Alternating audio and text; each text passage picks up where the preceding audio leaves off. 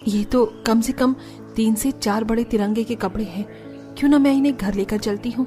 वैसे भी शायद इनका यहाँ कुछ काम नहीं है।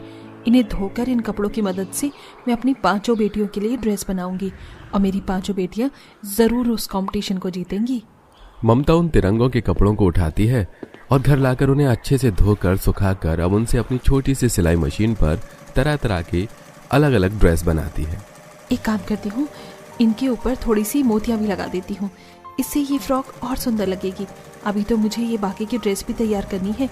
हे भगवान मदद करना मेरी, ताकि मैं जल्द से जल्द बाकी के ड्रेस तैयार कर सकूं। आखिरकार क्यों ममता उन तिरंगे के कपड़ों से अपनी 5 बेटियों के लिए ड्रेस बना रही थी और ममता की 5 बेटियों की कंपटीशन में जाने वाली थी। ऐसी भी क्या मजबूरी थी ममता की जो ड्रेस खरीदने की बजाय उसे इस तरह ड्रेस बनाना पड़ रहा था। तो आइए इसे जानने के लिए कहानी में थोड़ा पीछे चलते हैं। ये क्या, तुम लोगों ने 7 तो यही बजा दिए। जल्दी से चलो, हमें आधे घंटे में स्कूल पहुंचना है।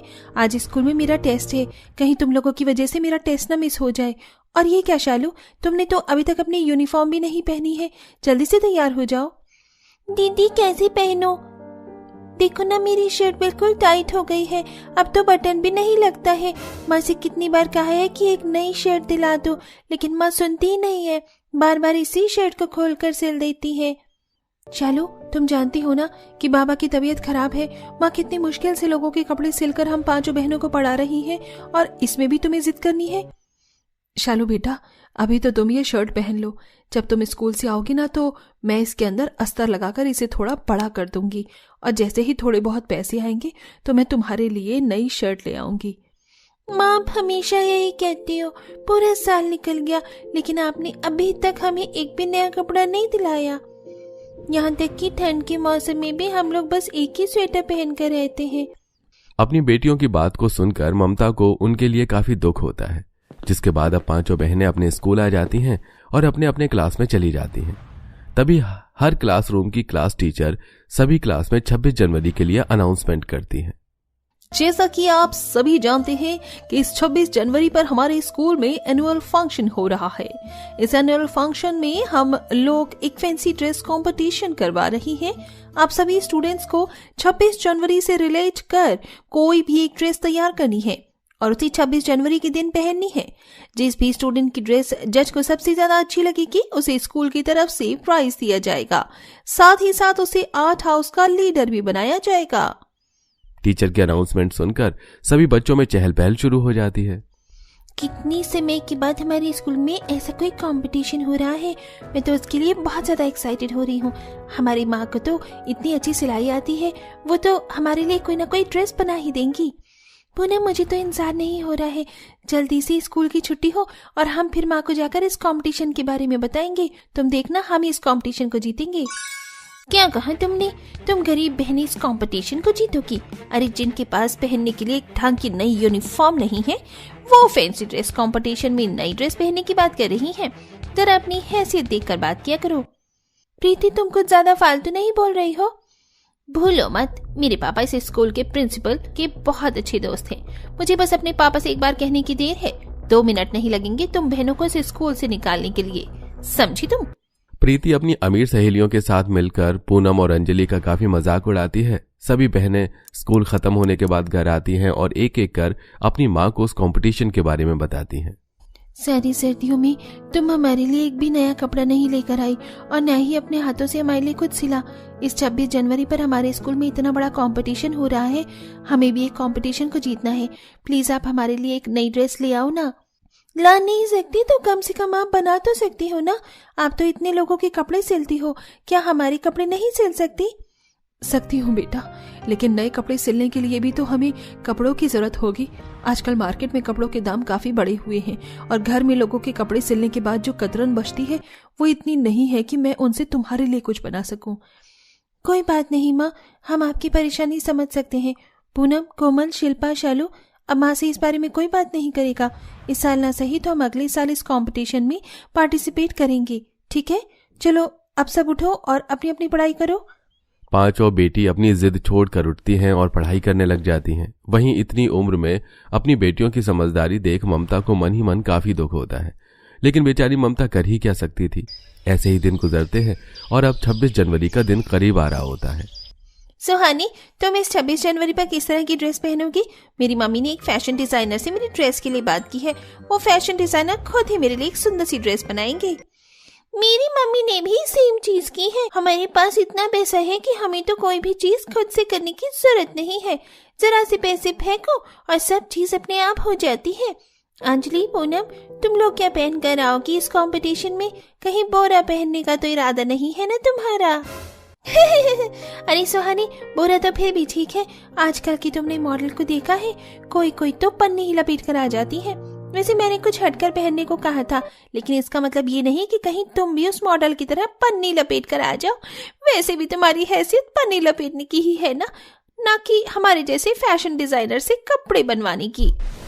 एक तरफ जहां बड़ी बहनों को उनकी क्लास के अमीर बच्चे चढ़ा रहे थे, वहीं छोटी बहनों का भी उनकी क्लास में यही हाल था।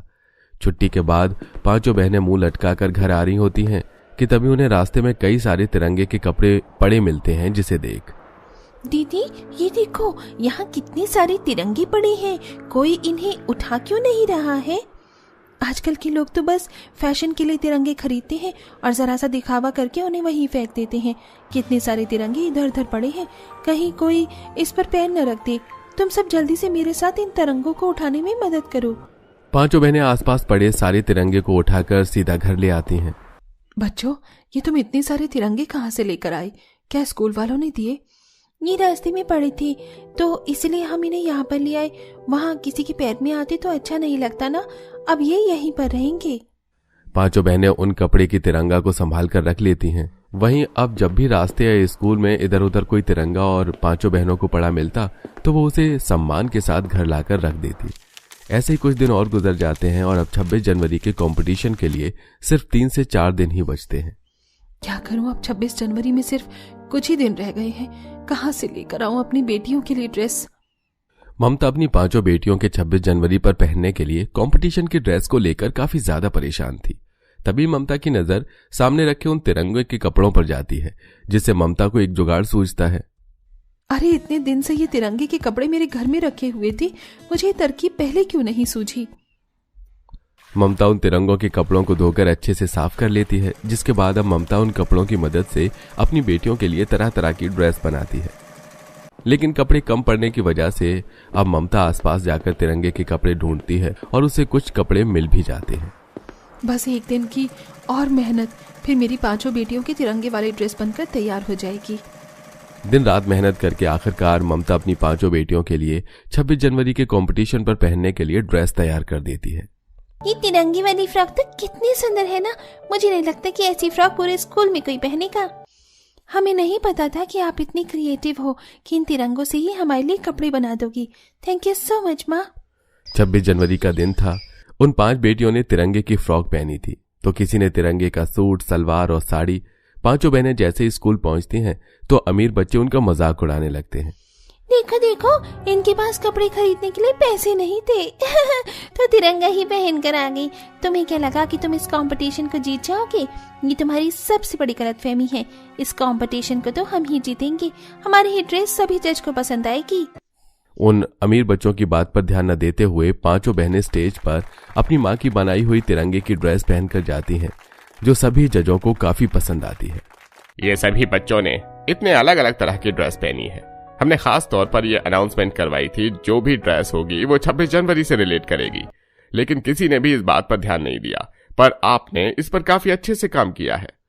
इस कंपटीशन की विनर तो आप पांचों ही हैं, और इसी के साथ पूनम आपको आर्ट हाउस का भी लीडर बनाया जाता है। Thank you so much sir. वैसे इसका सारा श्रेय हमारी माँ को जाता है। उन्होंने ही हमारे लिए ड्रेस सिला है। आपकी माताजी ने काफी मेहनत की है। अगर वो चाहें तो आपसे हमारे स्कूल के जितने भी एनुअल फंक्शन कंपटीशन होंगे, उसने पहनी जाने वाली सारी ड्रेस और स्कूल के यूनिफॉर्म भी आपकी माताजी ही सिएंगी। प्रिंसिपल से आज आपने हमारी कितनी बड़ी परेशानी खत्म कर दी है, आप नहीं जानते। माँ ये खबर सुनकर बहुत खुश होंगी। पांचों गरीब बहनों को विनर बनता देख सभी अमीर स्टूडेंट का मुंह बंद हो जाता है। अब ममता स्कूल यूनिफॉर्म और अलग अलग तरह की ड्रेस सिलती है और इसी के साथ धीरे धीरे उनके घर के हालात भी बदलने लगते हैं और सब हंसी खुशी रहते हैं।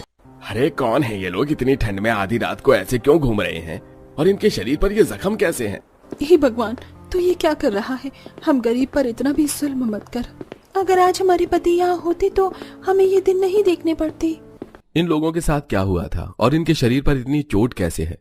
कैसे ये लोग घायल हुए और ये अपने पांचों पति को याद कर रहे हैं? कहाँ हैं इनके पति? क्या किसी हादसे में उनकी मौत हो गई? आइए जानने के लिए चलते हैं कहानी में थोड़ा पीछे। ठंड का समय है, चारों तरफ ठंडी हवाएं चल रही हैं, कोहरा घिर रहा है। लोगों ने अपने शरीर पर स्कार्फ, मफलर लगाए हुए हैं, इस कड़ाके की ठंड में काम कर रहे हैं। वहीं दूसरी तरफ तेलाराम के पांचों बेटे इस कड़ाके की ठंड में बिना स्वेटर के लकड़ियां काटने का काम कर रहे हैं। तभी अमन कहता है, इस ठंड में लकड़ियों को काटना बहुत ही मेहनत का काम है और मेहनत के अनुसार हमको पैसे भी नहीं मिलते। सुबह से शाम तक कड़ाके की ठंड में पांचों भाई लकड़ियां काटकर सेठ के पास अपने पूरे दिन की दिहाड़ी मांगते हुए। सेठ जी, घर पर मेरी बूढ़ी माँ बहुत बीमार है, उसके इलाज के लिए थोड़े पैसे चाहिए। आज की दिहाड़ी में थोड़े पैसे और बढ़ा कर दे दीजिए ना। अरे तुम पांचों भाई की दिहाड़ी मिलाकर 500 रुपए तो हो ही जाती है, और इतना कम होता है क्या? है? और इतना काम होता नहीं है जितना तुम लोग पैसे मांगते हो। अभी काम मंदा चल रहा है तो अभी मैं तुम्हें कोई पैसे नहीं दे सकता। मोटे सेठ के आगे पांचों भाई अपनी मजबूरी की गुहार लगाते हैं, लेकिन वो फिर भी उनकी दिहाड़ी से ज्यादा उन्हें 1 रुपया भी नहीं देता। कुछ दूर चलने पर एक केमिस्ट की दुकान आती है, जिसमें से पांचों भाई अपनी माँ के लिए अपनी दिहाड़ी से दवाई लेकर घर आते हैं। माँ, आप ठीक तो हो? अब कैसी है आपकी तबीयत? इस टूटे मिट्टी के घर में से तो तेज ठंडी हवाएं आती हैं, जिस वजह से माँ का बुखार तेजी से बढ़ रहा है और हमारे पास तो रजाई भी नहीं है जो हम इन्हें उड़ा सके। कोई बात नहीं रेशमा, तुम चिंता मत करो। आज की दिहाड़ी से मैंने माँ के लिए बुखार की दवाई ली है। तुम ये दवाई माँ को पानी के साथ दो, सुबह तक बुखार उतर जाएगा। कुछ देर बाद पांचों बहुएं चूल्हे पर रोटियां बनाती हैं और प्लेट में चटनी डालकर सबके लिए लेकर आती हैं। पूरा परिवार बैठ के चटनी रोटी खा ही रहा होता है कि तभी पांचों बेटे अपनी माँ से कहते हैं, माँ, हम लोगों को ये गांव छोड़कर जाना पड़ेगा, क्योंकि इस गांव में इस तरीके से लकड़ियां काटने और मजदूरी करने से हमें उतने पैसे नहीं मिल पाते जिससे हमारे गुजारे के खर्चे पूरे हों। इसलिए हमें शहर जाकर ही पैसे कमाने होंगे। बेटा, तुम पांचों ही तो हमारी हिम्मत हो, और अगर तुम भी ऐसे चले जाओगे तो कैसे चलेगा? इन पांचों बहू का क्या होगा? ये कैसे रहेंगी तुम्हारे बिना? माँ, आप चिंता मत करिए, हम हर 2-3 महीने में घर आया करेंगे और हमारी वहां पर अच्छी कमाई भी होगी, जिससे धीरे धीरे हमारी गरीबी खत्म हो जाएगी। लंबी बातचीत के बाद अगले दिन सुबह 5 बजे गायत्री के पांचों बेटे अपना बैग लेकर तैयार हो जाते हैं शहर जाने के लिए। पांचों बेटे अपनी बीवियों के गले मिलते हैं और कहते हैं, अपना ध्यान रखना और माँ का भी ध्यान रखना, हम जल्द ही लौटेंगे। पति के जाने के बाद इस गरीबी में फूटे टूटे घर में 5 बहू अपनी सास का ध्यान रखती हैं। पति के गए हुए भी अब 5 से 6 महीने हो जाते हैं और उनके पति की कोई खबर नहीं आती। इन टूटी खिड़कियों से कितनी तेज ठंडी हवाएं आ रही हैं, जो मेरे बदन को चीर कर जा रही हैं। माँ जी, आपको भी बहुत तेज ठंड लग रही है ना? रुको, मैं आपके लिए थोड़ी सी चाय बनाकर लाती हूँ। रेशमा उठकर अपनी मिट्टी के चूल्हे के पास आती है, जहाँ पर न तो हांडी में दूध होता है और न ही डिब्बों में चाय पत्ती चीनी। माँ जी, मैं चूल्हे पर चाय बनाने के लिए गई थी, लेकिन हांडी में दूध ही नहीं था और ना ही चीनी, चाय पत्ती। इसीलिए माँ जी, मैं गर्म पानी में नमक मिलाकर लेकर आई हूँ। और आपको तो कल रात से खांसी भी है, आप इसको पी लीजिए, इससे आपके गले का दर्द भी ठीक हो जाएगा। ला बहू, यही दे दे, चाय जैसी चीज हमारी किस्मत में कहाँ, इस गर्म पानी को ही पी लेती हूँ। गरीबी और ठंड का कहर पांचों बहू और उनकी सास पर टूट टूट कर बरस रहा था। पति के जाने के बाद पांचों बहू के घर की आर्थिक स्थिति दिन पर दिन और खराब होती जा रही थी। तभी एक रात गायत्री अपने टूटे फूटे मिट्टी के घर में पांचों बहू के साथ फटी पुरानी चादर ओढ़कर सो रही थी। तभी बाहर बहुत तेज बिजली कड़कती है, आंधी आती है और तेज तेज बारिश होने लगती है। और बार बार बिजली कड़कने के कारण उनका मिट्टी का टूटा फूटा घर पूरी तरह से टूटकर उनके ऊपर ही गिर जाता है। बचाओ, कोई है, मेरी सांसें रुक रही है। हाँ माँ जी, आप चिंता मत करिए, हम लोग आपके साथ हैं, हम यहीं पर हैं, रुकिए माँ जी। गायत्री की पांचों बहू एक एक करके अपने आप को मिट्टी से बाहर निकालती हैं और फिर अपनी सास को भी मिट्टी से बाहर निकाल लेती हैं। पांचों बहू और सास के शरीर पर अब गहरी चोट आ जाती है और रातों रात पूरा परिवार बेघर हो जाता है। कौन है ये लोग? इतनी ठंड में आधी रात में ऐसे क्यों घूम रहे हैं और इनके शरीर पर ये जख्म कैसे हैं? हे भगवान, तू ये क्या कर रहा है? हम गरीब पर इतना भी जुल्म मत कर। अगर आज हमारे पति यहाँ होते तो हमें ये दिन नहीं देखने पड़ते। शरीर पर जख्म लिए इस कड़ाके की ठंड में पांचों अपना ठिकाना ढूंढते सड़क पर घूम रहे होते हैं। तभी वो एक बहुत बड़े कचरे की खान में पहुंचते हैं जहां उनको एक बहुत ही बड़ा कपड़ा मिलता है। ये देखो दीपा, मुझे कितना बड़ा कपड़ा का टुकड़ा मिला है। अब इस कपड़े से हम मिलकर एक टेंट बनाएंगे। ठीक है जीतानी जी। उस कपड़े को लेकर पांचों बहू अपने टूटे हुए घर के पास आती हैं और उस मिट्टी को साफ करके वहीं पर उस कपड़े से टेंट बनाती हैं और पूरा परिवार उस टेंट के अंदर जाता है। ये है मेरी 5 गरीब बहू का टेंट का घर, जिसमें अब हम सब रहेंगे और हमें ठंड से थोड़ी सी राहत मिलेगी। अब पांचों बहू अपने टेंट के घर में अपनी सास के साथ एक पतली सी फटी चादर ओढ़कर बैठी हुई होती हैं। टेंट के घर में ठंड की बहुत तेज ठंडी हवाएं आ रही है, जिससे मेरे पूरे शरीर में सुई सा दर्द हो रहा है। राधा को ठंड से ऐसे कांपते देख दीपा राधा के माथा को छूती है। राधा, तुम तो बहुत तेज बुखार हो रहा है, रुको मैं बाहर से कुछ लकड़ियाँ लेकर आती हूँ। दीपा रेशमा घर के आसपास से 4-5 मोटी लकड़ियों को चुनकर हाथ में रखती हैं। दीपा, हमने लकड़ियाँ तो ले ली हैं, लेकिन हम इनको टेंट के घर में कैसे जलाएंगे? हमारे पास जलाने के लिए तो कुछ है ही नहीं। दीपा और रेशमा बातें करते हुए सड़क पर चल रहे होते हैं कि तभी उन्हें एक बड़े से पेड़ के नीचे एक टीन का डिब्बा मिलता है, जिसको रेशमा अपने हाथों से उठाते हुए कहती है, ये देखो दीपा, किसी ने अपना पुराना तेल का टीन का डिब्बा यही फेंक दिया है। अब हम इस डिब्बे में ही लकड़ियाँ जलाएंगे। टीन डिब्बा, तेल, लकड़ियाँ, तुम क्या कह रही हो? रेशमा, मुझे कुछ समझ में नहीं आ रहा। और इस डब्बे में लकड़ियाँ कैसे जलेंगी? घर चलो, तुम्हें सब समझाती हूँ। रेशमा उस टीन के डिब्बे के ऊपर चारों तरफ से मिट्टी को लगाती है और उसको नीचे से चौकोर काट देती है और उस टीन के डिब्बे को चिमनी में बदल देती है। अरे वाह रेशमा, तुमने तो इस खराब टीन के डिब्बे को चिमनी में बदल दिया और अब इस चिमनी में आसानी से खाना भी बन जाएगा और हम लोग ठंड में अपने हाथ भी सेक पाएंगे। रेशमा चिमनी में लकड़ियां डालकर आग जलाती है और सभी लोग हाथों को सेक रहे होते हैं। तभी टेंट के अंदर गायत्री के 5 बेटे अपना बैग लेकर अंदर आते हैं। बेटा, तू आ गया बेटा? तुझे देखने के लिए मेरी आंखें कब से तरस गई थी। कहाँ था तू? 5 बहू अपने पतियों को डबडबाई आंखों से देख रही होती हैं और उनकी आंखों में आंसू होते हैं। तभी दीपा अपनी आंखों में आंसू लिए कहती है, कहाँ चले गए थे आप? ना कोई फोन, ना कोई खोज खबर। क्या हमारी आपको वहाँ पर याद नहीं आती थी? नहीं दीपा, ऐसा नहीं है। काम के दौरान मालिक का एक्सीडेंट हो गया था, जिस वजह से काम का सारा बागडोर हम 5 भाइयों के ऊपर आ गया, इसलिए हमें घर आने में इतना समय लग गया। ये देखो माँ, इतने सारे पैसे, ये सब मालिक ने हमें बोनस, इंसेंटिव और उसके एक्सीडेंट के बाद जो हमने उनका कारोबार संभाला उसकी खुशी में उन्होंने हमें इतने सारे पैसे दिए और अब हम इन पैसों से अपना खुद का नया घर लेंगे। 5 भाई अब अपनी बीवियों के लिए और अपनी माँ के लिए एक सुंदर सा घर बनाते हैं और अच्छी कमाई के बाद वो गांव में ही अपना खुद का छोटा सा बिजनेस खोलते हैं और अपने परिवार के साथ खुशी खुशी उनके साथ रहने लगते हैं।